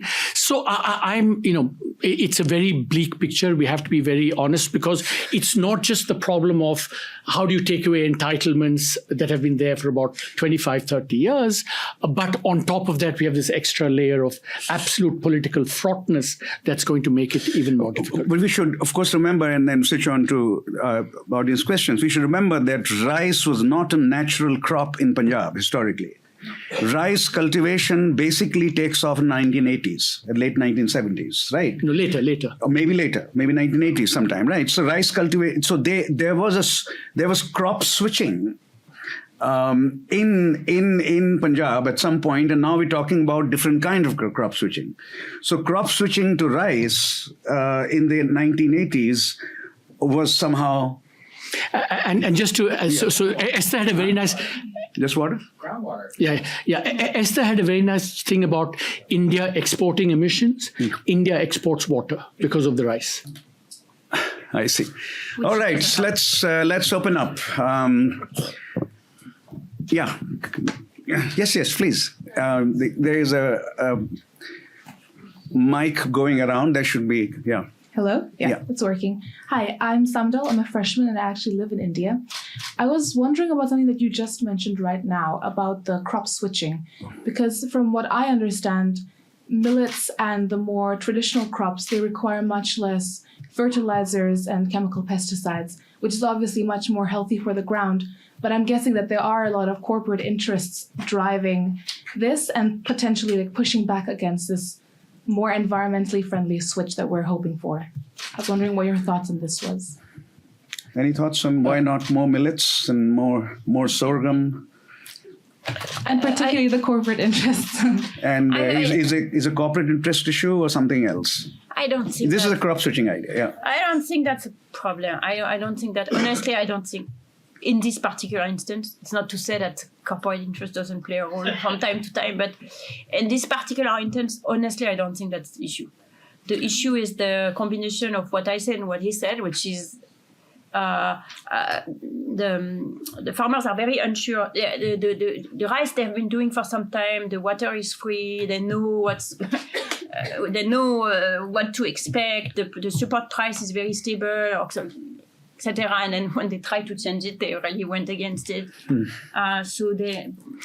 then everything else, they are not sure if they are going to be supported, if someone is going to buy the millet and at what price, and so they were reluctant to move this way, and then it became a huge political issue. With the farmer bill that failed, and now it's become harder as a result. So I firstly, I think here, there are lots of corporate problems in India, but this is not one of them. See, I think people forget the heart of the problem in this whole thing is that India has a scheme for giving rice-free or at very subsidized rice and wheat to consumers, poor consumers. Now, everyone gets free or subsidized rice and wheat. Because of that, farmers know that the government will buy rice and wheat at those guaranteed prices. And in this case, the government has earned the trust because they've done it for 30 years and done it very convincingly. To suddenly say that, okay, let's do something similar for millets, where the returns are much lower than for rice, and this is going to be very, very, very difficult, because the heart of the credibility comes from having to buy for the public, to give consumers subsidized rice and wheat. The public procurement in India is basically a wheat and rice operation. For the public distribution for system. the public distribution, public procurement, then for public distribution. So in my kids' books, where there is a farmer that takes too much water, so there is this because it's a kids' book, it has to end well, and so there is all this thing about. So there is actually someone has to convince them to switch to millet, and in this instance, it's actually more represent corporation, because the people who are more interested in millet are more affluent urban consumers, and it's actually big corporations that have chains, etc., that have potentially the purchase distribution channel to get them. So actually, I think that there might actually be a solution here moving forward in create demand for millet dosa. A lot of interest, exactly. Create demand. I eat millet dosa now, but I don't qualify as poor, and the poor still go for the regular dosa, which is not millet based. That's you see the problem. If enough people buy millets, then there will be a urban demand for it.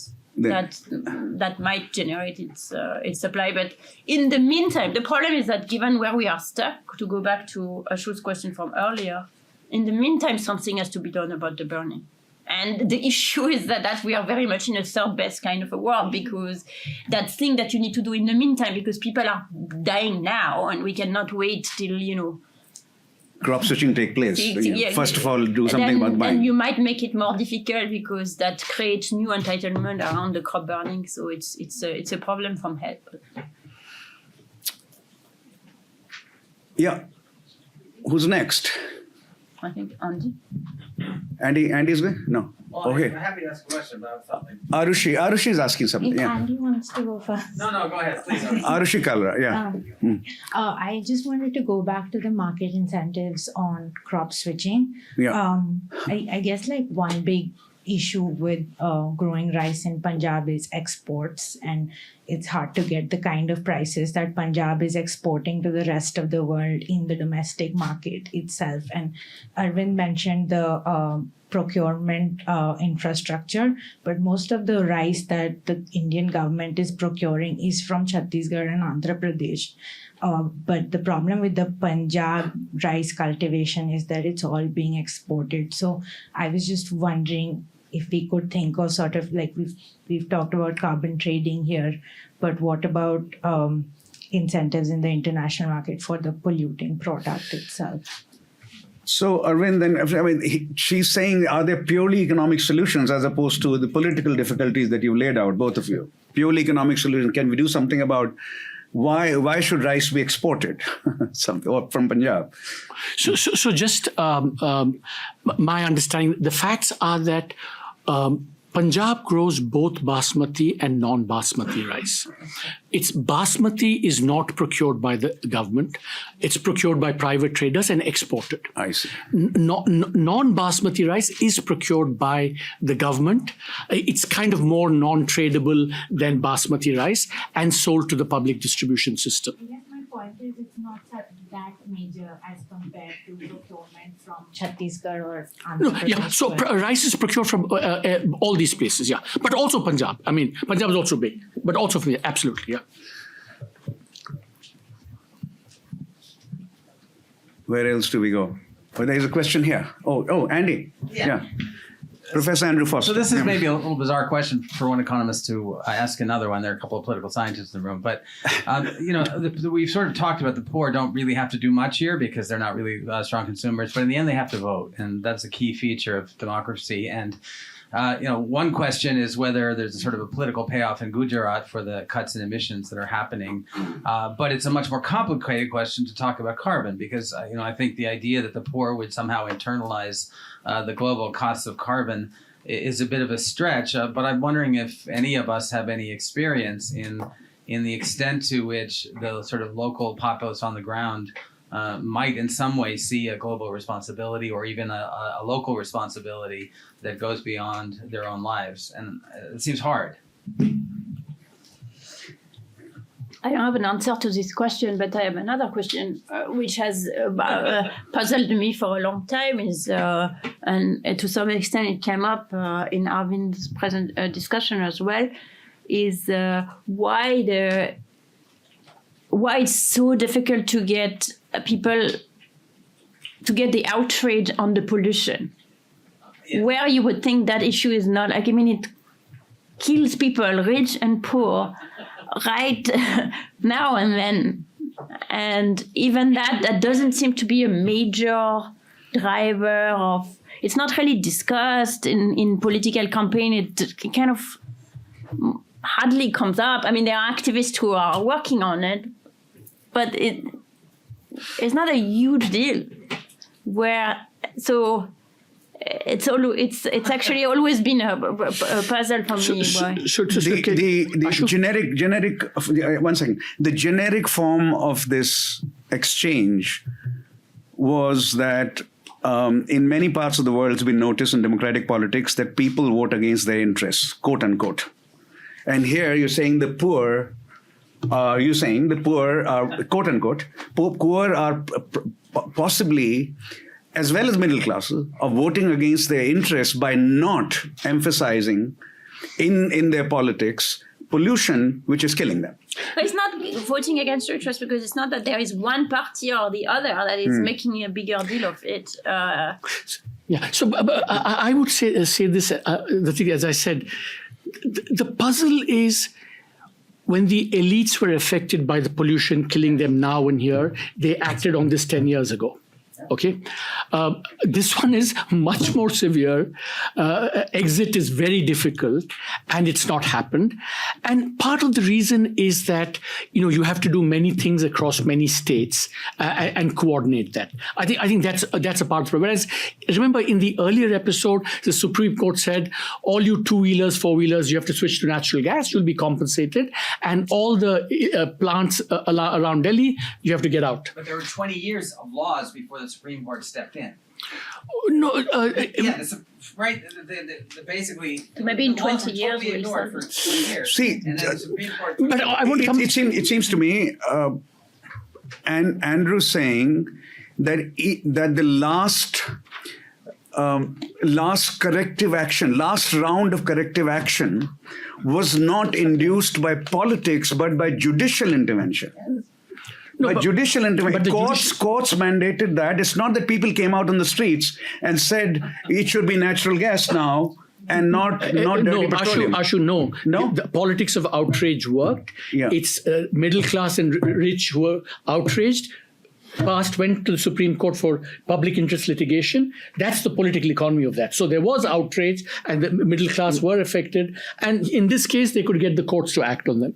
I see. So you're saying not through electoral politics, but they still mobilization, public interest litigation, and had courts intervene. Yeah. In this country, I don't know how you can say that courts have anything to do with politics.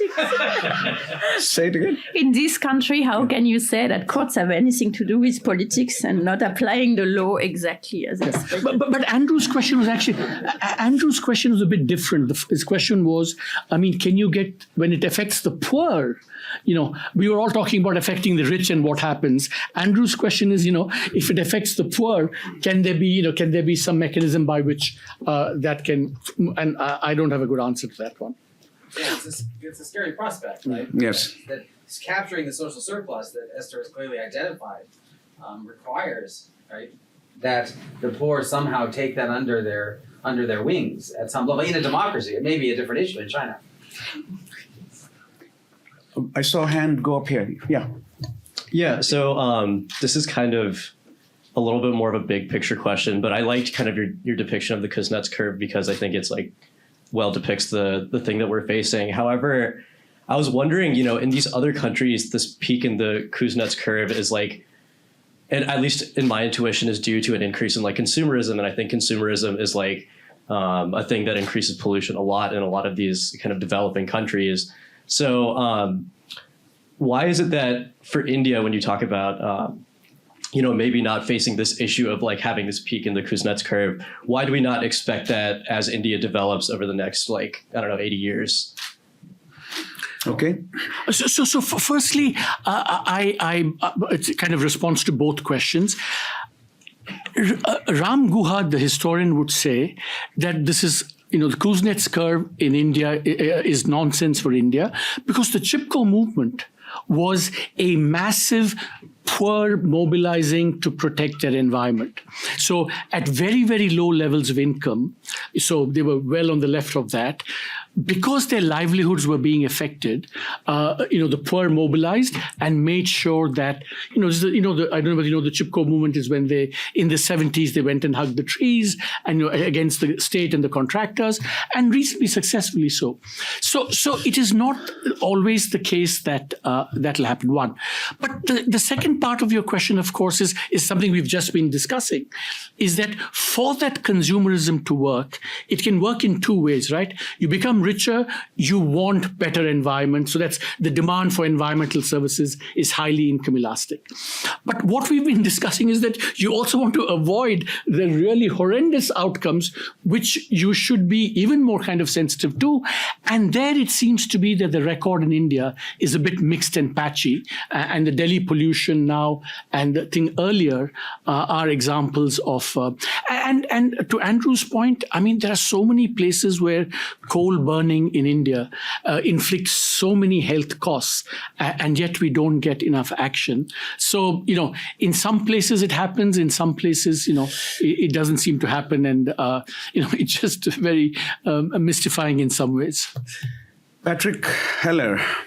Patrick might also want to reflect on a part of the discussion here. Whatever his question is, of course, you should ask that question.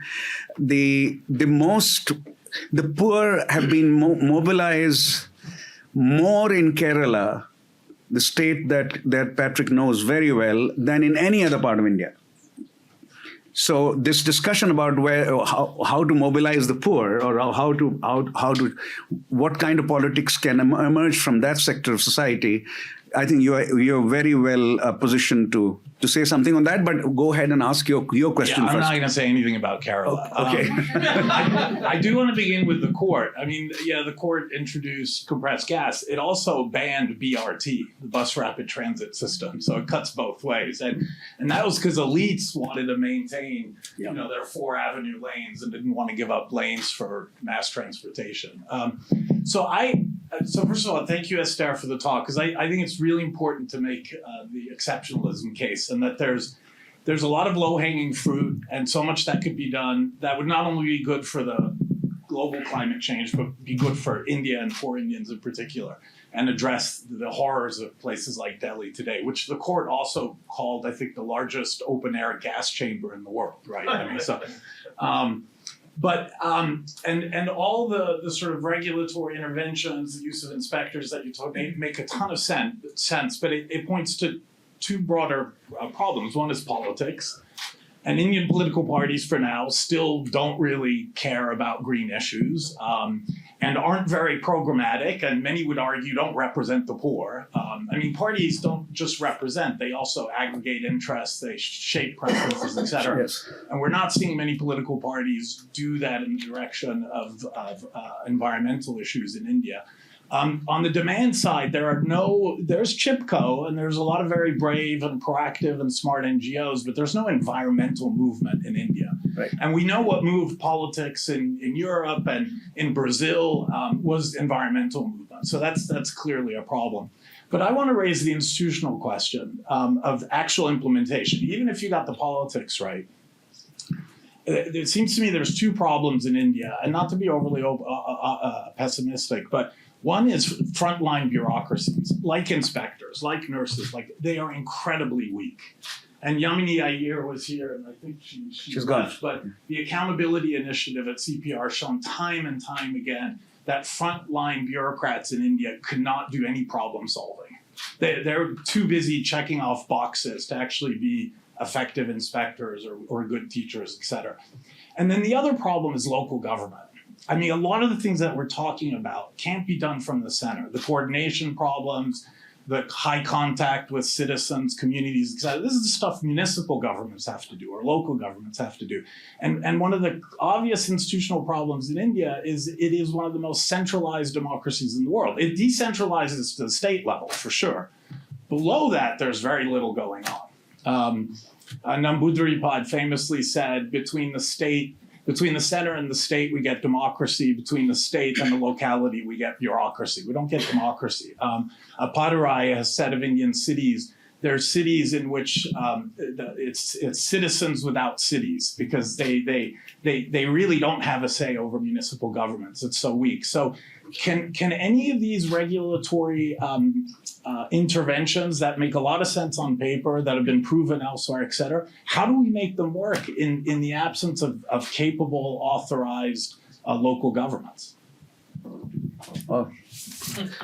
So I have a paper called The Economist as Plumber. So I am very, which is precisely on this issue of that the devil of politics is often in the details of how it's implemented, and in ways that are very difficult to predict, like which way the chips are gonna fall, requiring this kind of very careful implementation to details. And I also cite the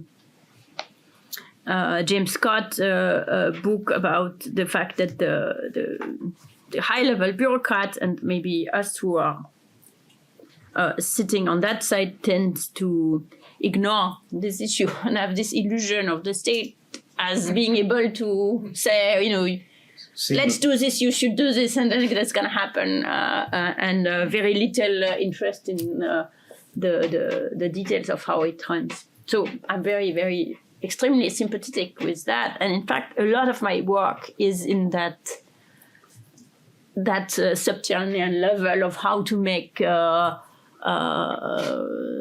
policies or strategies work at the smallest possible level. So it's not, that's why in the end it's small things, and not to the exclusion of the big things, but they have to work together, because at the end of the day, it's your frontline worker that is running the show. That said, I've worked with nurses and I've worked with pollution inspectors. They are very different. Say more. The nurses are really hard to work with. The nurses are very, very difficult to work with. The pollution inspector, they are quite good, at least in Gujarat. They really work hard and they know their stuff, and they really... So, it's like, I don't think there is like one bureaucracy and all the bureaucrats below a level are just bad. So this is the pollution people in Gujarat. Maybe the pollution people elsewhere would not be as good. And but I think it. So I was. So just to say that, in fact, in our work on inspectors, we found them to be ineffective despite the fact that they are quite good. And if you just if you just had many, many more of them, they would. To do the same thing that they do now, they couldn't do much better, because they really do what they can with the minimum things they have. And that's where the devil becomes the detail. The devil that is in the detail becomes how can you empower them the way they are, and that there is not a one. There is not a one-size-fits-all. It's not that we can send them to bureaucrat school and that's going to solve the problem, and that we are going to have local government electing them and empowering the people and that's going to solve the problem. It's unfortunately is a problem by problem, issue by issue, regulation by regulation problem. So in the instance of suspended particulate matter pollution, already you install a continuous emission monitoring system that helps, but it's not sufficient with the current bureaucracy, because their incentive is not to use it, because it's not written in the code book that you can use the CEMS. You still have to inspect, and therefore they don't use it that much. So that in itself doesn't make a difference. But on the other hand, you can use it to set up the market, and actually, surprisingly, you can make the market really work well. And so, in a way, that comes to this relatively, unsatisfactory solution at a big conceptual level, which is it's not a local versus state issue. You have to go and dig into the issues, and then sometimes you extract lessons that can be generalized, and sometimes you extract lessons that say, well, if you want to set up a market for CO2 emission, that this is the type of things you have to have in mind, and it might be implementable or not, and it might depend. And on the local government, I'm with you. I mean, at some point, the World Bank was all over local government. Local empowerment was going to solve all the problems in the world. Didn't happen. And you had to go to see how they are elected, the power struggle at play, to see that it's not going to be that obvious. So can I just say, I don't disagree with anything that think. Lots of local, etc., but there is one common problem which we don't address sufficiently, with one or two exceptions. Kerala is an exception, but a lot of the problem of the third tier in India is because of the second tier. The second tier has been niggardly about devolving financial, fiscal revenue, etc., and unless that is kind of broken in some way through local movements like in Kerala or to some extent, and it's especially bad at the urban level, even more than in the thing. So a part of me just gives up on this urban third tier in India, but that's why maybe you'll have to do these really case by case kind of things. Last question. Last question. Oh, we have two. Let's have two questions and then let's see. Yeah, let's start with you and let's come to you. Yeah. Switch it on. Okay, thank you so much. This has been really insightful. I was here a couple of weeks ago because there was an economist called Brett Christopher who talked about the price volatility of electricity in the US being a very big problem to decarbonization and the transition to renewables in the United States is a big political problem. First, I was wondering if you had any comments on that, and then also in the case of India, because the government supplies free electricity, if you think that that's kind of a problem at all, and if not, what are the biggest obstacles to the transition from coal to kind of solar or other sources of renewable? And your question, last one. We should be able to get you a microphone. You're being recorded. That's why we need the microphone. Yeah. Yeah, thank you. Yeah, I was just wondering about these electricity subsidies and the political challenges to getting rid of them, and if getting rid of them would actually solve some of the problems of burning the rice residues, for example, as well as perhaps instituting a policy that, say, harkens back to the prior policies about electricity subsidies only for smaller farms versus, so basing it off the farm size. So kind of related to the prior question. Yeah. I mean, Esther did kind of talk about not so much price volatility, but quantity volatility because of the rationing that happens in India. But in the last few years, there's zero price volatility, with one exception. I'll come to that. And mostly the quantity rationing has also kind of, we're in a situation where there's now 24/7, 24-ish, 7-ish, mostly uninterrupted power almost all over India. The only, I think, price volatility that happens is not volatility so much as, with renewables coming in, the government is trying to introduce time of day pricing for the solar window to make it more attractive to peak. That's all. But my understanding is that there's no kind of price volatility at all in India. On the question of could you eliminate it restricted just for the poor farmers, let's say, or poor households more and more. I mean, that's pretty much the kind of work that I've been doing in Punjab and Tamil Nadu. But you see, on agriculture, if you've had free power to everyone, Then you have this whole political economy we know about, that when you have a universal benefit and you try to make it means tested, people think that's the thin end of the wedge for the elimination of the benefit altogether. So in the case of agriculture, that's a big problem because farmers have always received, and that makes the problem very difficult. In the case of households, I think it should be, because it's not the case that, rich households have always got free power. It's just they've got subsidized power. So to be able to tackle, eliminating the subsidy for rich households is an order of magnitude less difficult than the agriculture problem. Would you have some last comments to make, Esther? Yeah, maybe to put this a little bit we have talked about India, which is natural. That was the objective of this lecture. But maybe it's worth putting this in the broader context that these are not at all uniquely Indian problem. They take a particular shape that they take in India, but this idea that it's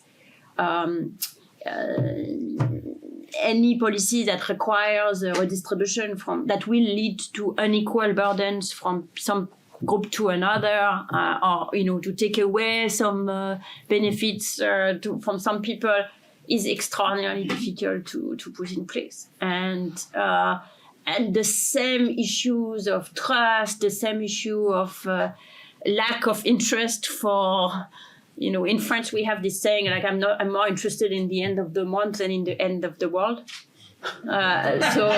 Say it in French. Je me préoccupe des fins de mois, pas de la fin du monde. I see. So it's like I want to, people are worried about being able to complete their budget. So that's the fin du mois. The fin du mois versus la fin du monde.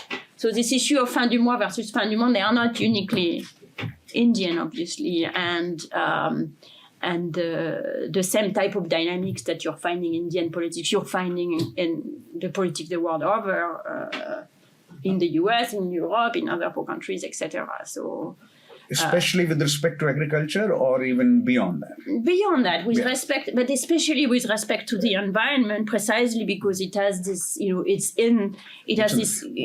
is the global public good aspect, which is very hard to wrap your head around, and there is the fact that it's in the future, and there is the fact that in general, trust in government has been going down and down and down and down and down in the world over. So there's this idea that when a government promises that they are going to make the people suffer whole somewhere or the other, they don't believe it. And when they see, as Arvind was saying, when they see one thing changing, they see its potential, the beginning of the end in terms of the other, of what could follow, which makes all of this environmental problem difficult.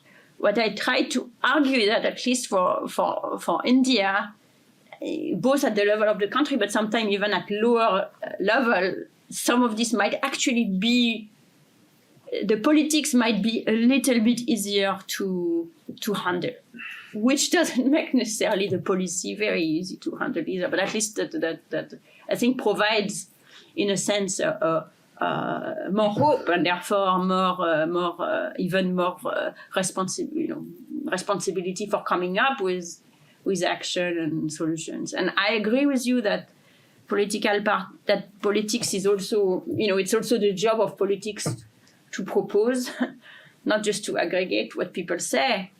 And that's, in a sense, why having those conversations is important, in the sense that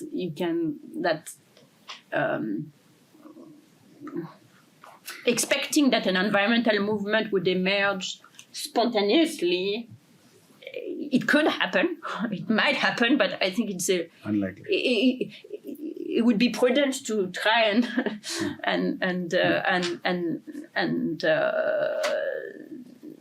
work it from all of the ways. In that sense, Ram Goa's book about the history of the environmental movement in India is super interesting, because you can see how it's happening as a philosophical way of thinking that dates a long time. And by the way, in one of my kids' books, there is a very explicit reference to the Chipko movement.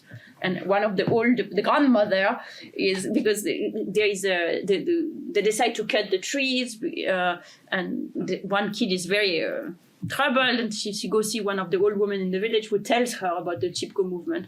So the girl decides that she's gonna try and do the Chipko movement and attach herself to a tree, and stuff happens after that. Esther should have the last word, but I do have one kind of poem recommendation for everyone. The best, for me, beautiful, lilting, lyrical description of the problems of environmentalism in India is a poem by Vikram Seth called The Elephant and the Tragopan. You should all go and read it. It's just beautiful. All the problems of corruption and the environment and so on. Kind of the Gautam Adani problem, as it were. With this poetic and literary reference from an economist, we come to the end of this seminar. It's time to thank Esther in particular. And Arvind for his commentary. Thank you for coming.